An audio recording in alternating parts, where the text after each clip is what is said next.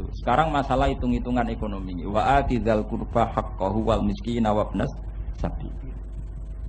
Kerabat, zal qurba itu sing duwe dzil qarabah, yang punya unsur kedekatan.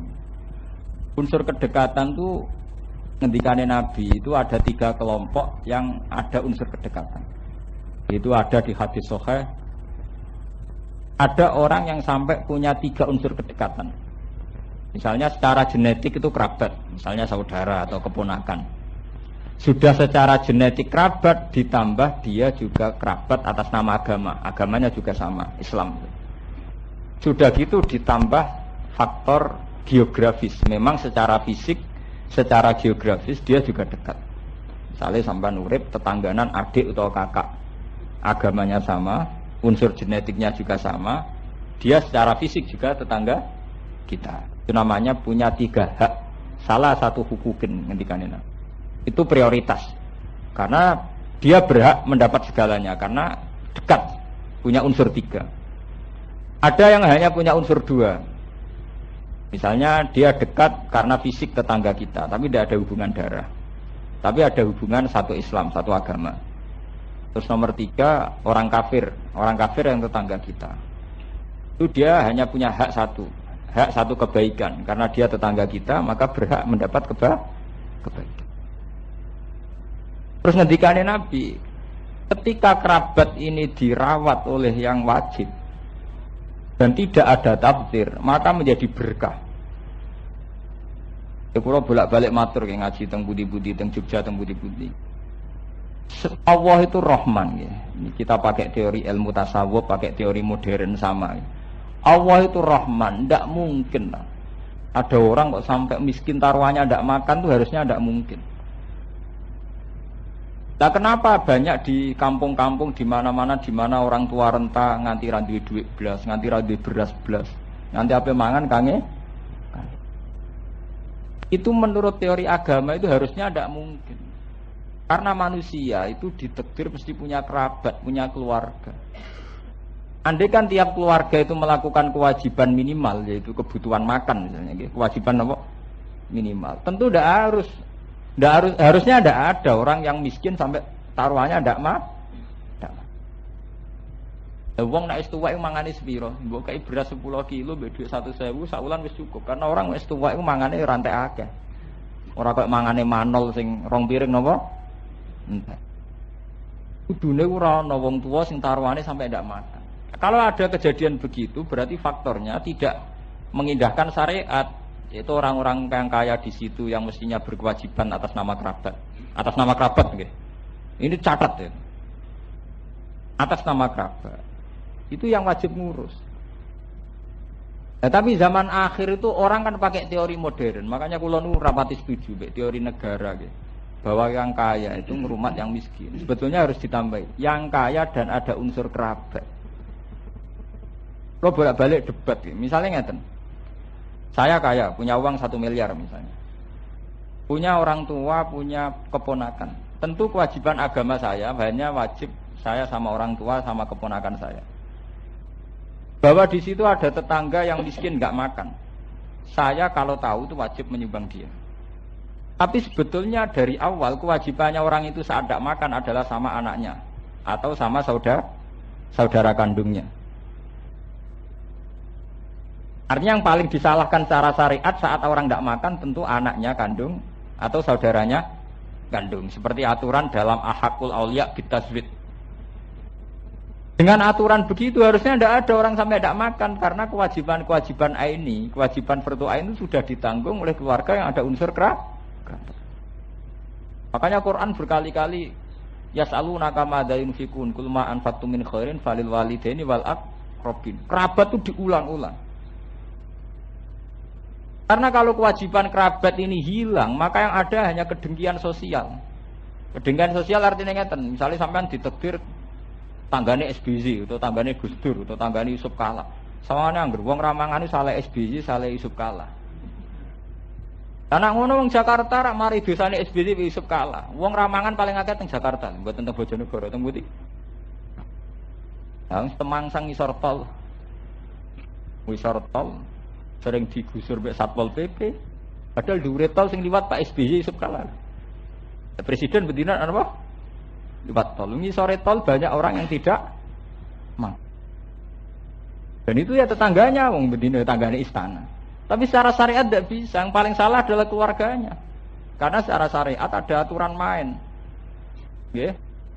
Wa alal mauludi lahu rizquhunna wa kiswatuhunna bil ma'ruf. Mauludlah itu ya siapa yang diberi kelahiran itu yang harus paling bertanggung jawab. Ini penting kalau aturakan karena sekarang teori modern itu menabrak teori kerabat. Orang itu lebih senang mengunsurkan itu kaya dengan miskin. Itu kayak teori zaman PKI. PKI itu kalau melihat orang kaya itu jenis berjuis penghisap. Dia memanfaatkan psikologi wong melarat jenis kaum proletar, kaum miskin, kaum buruh. Kaum buruh ditempatkan terhormat, kaum kaya dikatakan berjuis penghisap. Sehingga teori PKI adalah di mana wong melarat sebuah gedeng wong juga. Mereka lupa bahwa untuk menjadi miskin beneran itu sebetulnya karena banyak aturan syariat yang dilanggar. Saya itu pernah penelitian di Jakarta, di Jogja, di kota-kota besar. Hampir semua kemiskinan yang fatal itu karena silaturahim yang hilang. Ya saya berani bertaruh di depan Allah. Saya ngomong ini di depan Tuhan. Dan saya bertanggung jawab sampai nanti di akhirat. Hampir semua kemiskinan itu karena menabrak hak silaturahim. Kamu jangan mengartikan silaturahim kayak wong lugu-lugu. Silaturahimmu misanan didolani, pernah Pak D didolani ditutup, pernah Pak Lek. Tidak hanya itu. Silaturahim yang paling wajib adalah ya yang wajib kayak hubungan makan itu, yang pokok-pokok itu. Misalnya begini, sampean cek saja di Jakarta. Orang kok tidak miskin itu gimana? Mesti dimulai dari qatur rahim. Mesti itu, tidak mungkin, mesti. Sebab itu Kanjeng Nabi nak ngendikan masalah rahim itu ar-rahimu allaqatun fil arsi. Yaqulu ya Rabbi silni ma. Saya sambung sama orang wa asilu man asiluka itu banyak di hati-hati sahabat. Biasanya kan begini, seperti di Jakarta. Wong ning omah kecewa mbek bapake, mbek mboke, mbek Pak Dene, Pak Like pokoke kecewa. Duwe kenalan ning Jakarta. Ya sekedar kenalan kanca zaman SMA atau kanca ning gerdu apa kanca ning dalan. Kecewa pleng minggat. Minggat ning Jakarta. Jadi awalnya ke Jakarta wis nuruti ati gelo. Disember wong tuane, mbok dulure, mbok sanake, mbok de perkara ning desa pleng ning Jakarta, ning Batam. Sing dituju itu hanya seorang kenalan, paham ya? Seorang sak loyal-loyale kanca kenalan nak mestine cek loyal wong tuane. Pleng ning kono kenalan. Nah, di sana dicarikan pekerjaan karena tidak punya SDM, tidak dapat pekerjaan. Akhir melok Temangsang isore jembatan, mending kali adem, boh ning Kramat Tungkak, mending dis pokoke Temangsang ning Jakarta. Ini wong Temangsang kadang ya ketemu mbek cewek NTT mbok Batam wis ketemu. Mau jenenge wong mutung kawin ya ora kandha wong tuane, kuwi enak kawin. Iku enak apa? Bisa wae kumpul kebo. Bisa dibayangkan wong Bojonegoro untuk wong Riau, wong Rembang untuk wong NTT. Kawine ora atas nama keluarga, ndekne mutung mbek keluarga. Sing wedok ya faktor mutung, sing lanang faktor mutung. Wis kawin. Kok kawin ora kawin, supaya akhirnya dia anak. Duwe anak wong namanya orang rumah tangga itu kan rawan masalah. Dasar wong pedotan kabeh. Bareng ono masalah kita asline pedotan, sitok minggat pleng, sitok minggat. Akhirnya anaknya yang jadi anak jalan. Lu miskin kayak ini setelah miskin memang kita kasihan. Secara syariat setelah nyatanya miskin kita kasihan. Tapi jangan salahkan agama bahwa mereka untuk jadi miskin kayak itu tentu ada proses syariat yang dilanggar. Itu membuktikan bahwa syariat itu mestinya mensejahterakan. Andai kan kita kawin secara normal dengan seizin keluarga, andai kan kita mencari pekerjaan normal, tidak nurusi mutung, mungkin hasilnya tidak sefatal itu. Kalaupun kita miskin tidak sefatal itu. Sudah keluarga mangkel mergo lungane minggat, negara ya mangkel mergo dianggap penghuni liar ning trotoar ning tol. Masyarakat Jakarta Betawi mangkele ya ora karuan. Mergo gara-gara dia pendatang tidak mengindahkan etika setempat. Aku nang Betawi asli nak maksudno pendatang tak ngamek wong kula gadah santri tiyang Betawi kata. Wis Gus muga-muga pendatang kere kabeh.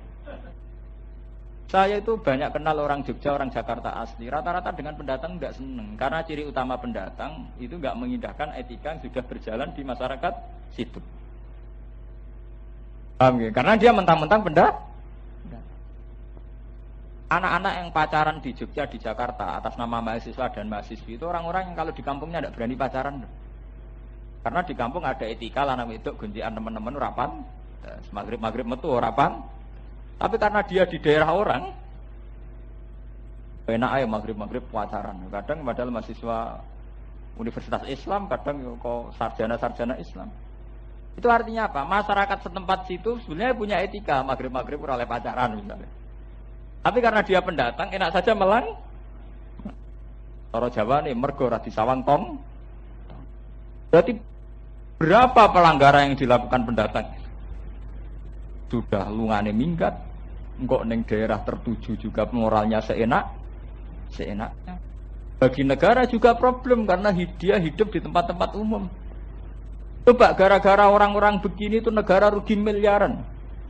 Sampeyan kok tangklet, kok sakit Gus wong gone nganggur nganti rugi miliaran. Negara gara-gara ada kasus kayak begini akhirnya nggawe Satpol PP, mbayari Satpol PP se Indonesia itu miliaran.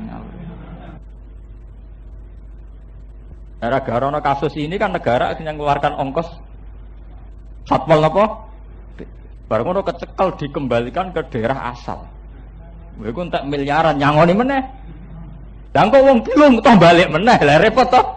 Misalnya sing wis diusir ke Jakarta, balik ini Surabaya. Sing keusir ke Surabaya, balik pusing negara. Saya bukan anti orang demikian, enggak. Kita support. Setelah mereka kenyataannya miskin, kita support. Kita beri semangat, kita beri harapan. Tapi inti dari syariat, bahwa silaturahim penting itu tetap penting. Ya cuma silaturahim dalam konteks modern itu kita artikan sowan Pak Lek, Pak Denyujem, enggak, silaturahim itu lebih dari itu. Bahwa hubungan rahim itu akan mensejahterakan. Ya sampai kita ke Jakarta mergo muto, kok nanti di Jakarta ketemu kenalan. Kan lucu ya, kita kecewa sama orang tua, bela-bela nih minggat demi mau sebuah kenalan ning kono ya kerjaane ra tetap. Akhirnya temangsang ning Jakarta, temangsang ning Jogja. Saya itu teman akrab ya, sama direktur anak hilang di Jogja itu kebetulan teman akrab saya. Hampir anak-anak jalanan di Jogja itu kasusnya kayak itu. Bapake wong NTT, mboke wong Pekalongan, dan mboke wong Indramayu, bapake wong Batam. Wawen yo plang-plang kuwi anak kawin. Dari ku ndek anak loro pegatan mbok padha ilange, takoki sing mantan bojone. Lah sekarang suami kemana? Ndak tahu, pergi juga gak bilang. Ora repot. Anaknya ditakoki, bapakmu mana? Kayak kecilnya sih saya pernah tahu itu, tapi entah sekarang kemana? Ada wong dalanan, terus diceblokno nang Yogya, diceblokno teng Jakarta. Akhirnya melahirkan banyak pengamen, banyak kriminalitas, banyak tempat-tempat yang masih. Makanya kalau bilang ya bahwa teori Quran tentang dzil qurba atau dzil qoroba itu harus kita tegakkan. Bahwa sesuatu yang ada unsur kerabat itu harus kita tegakkan.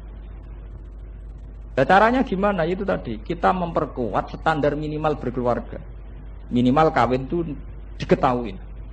Misalnya dalam era modern di sini wong tua itu abot, kalau kata wong tua ora berkenan. Minimal diketahui bahwa kita kawin dengan si A, kita kawin dengan si B, ini minimal keluarga tahu.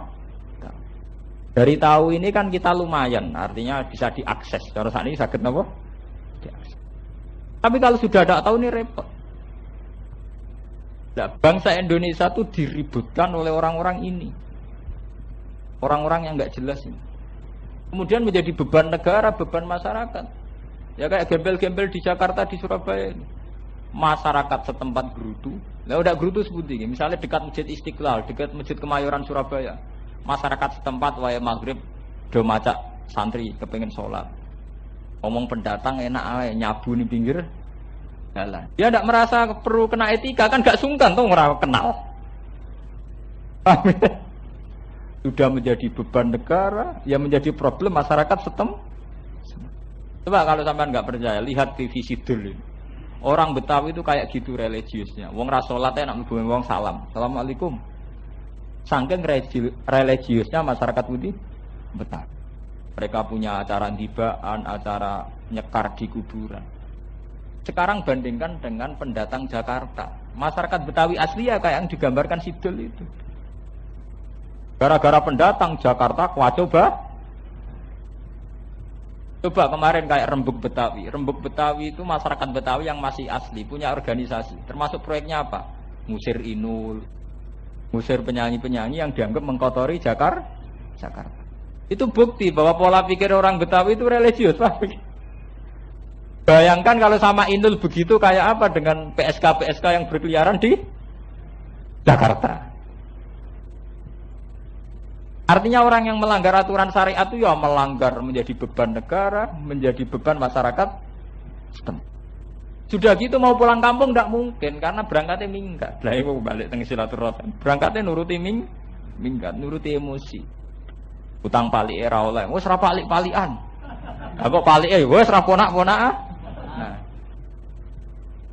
Sampai wong tuane iki ngoten. Wis anak ngono, wis anak-anakan, wis gak mbok-mbokan.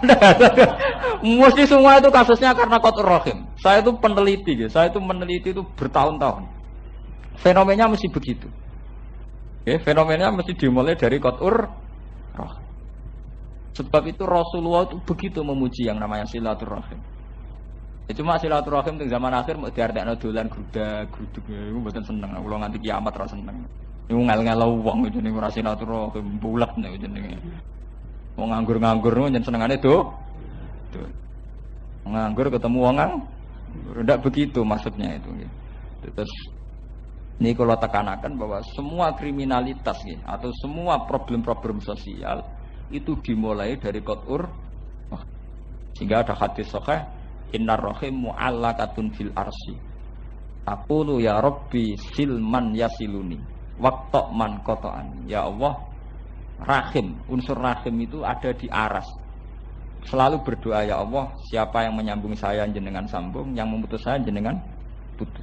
Sampai Nabi ngendikan silaturahim tazidu fil umri. Orang yang sering silaturahim itu umurnya tambah. Sebagian riwayat wa tazidu fil rizki, juga nambah napa? Rezeki. Cuma jangan artikan silaturahim model kampungan, modelan grudak-gruduk boten. Coba andai kan kita hidup di kampung, misalnya di kampung sini di Sentul. Karena silaturahimnya baik, minimal pernah ponaan ndak minggat, pernah Pak D ndak minggat, pernah Pak Le ndak minggat. Dari kekuatan tidak minggat ini tuh sudah terhimpun satu komunitas keluarga, meskipun nggak harus rukun-rukun amat nih. Tapi dari kumpul saja terhimpun satu kekuatan yang bisa bikin komunitas pekerjaan, komunitas kelan, komunitas ras.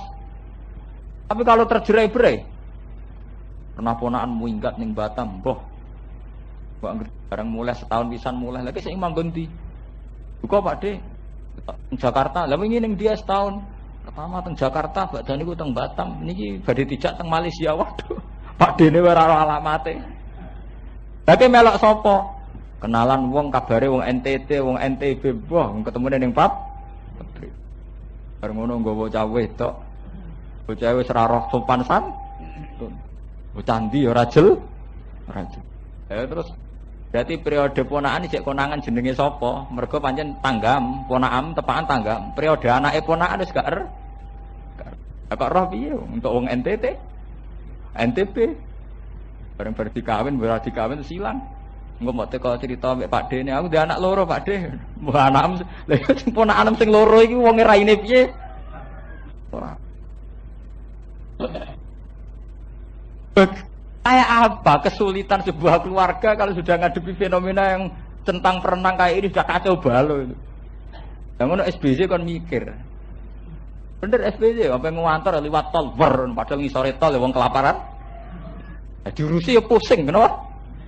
Paling nelpon menteri pekerjaan umum Satpol PP kerahno. Akhirnya bedina delok berita TV Satpol PP go bego. Bu dina ngrubah kok gak entek-entek, zaman pikir hebatnya wong nekat ya. Kula mulai cilik zaman Pak Harto, nggih, sampai era Gus Dur, era Habibie, Megawati sampai SBY. Ora bedina ana kabar penggusuran, lho kok ora entek-entek. Saking banyaknya jumlah orang enggak jel. Mana tiap blok TV, jarak-jarak jarak mesti ana berita napa? Penggusuran. Penghuni li. Iya. Itu orang entek-entek nganti saiki. Padahal negara sudah bikin Satpol PP se-Indonesia. Jakarta tok nganti saiki ora entek.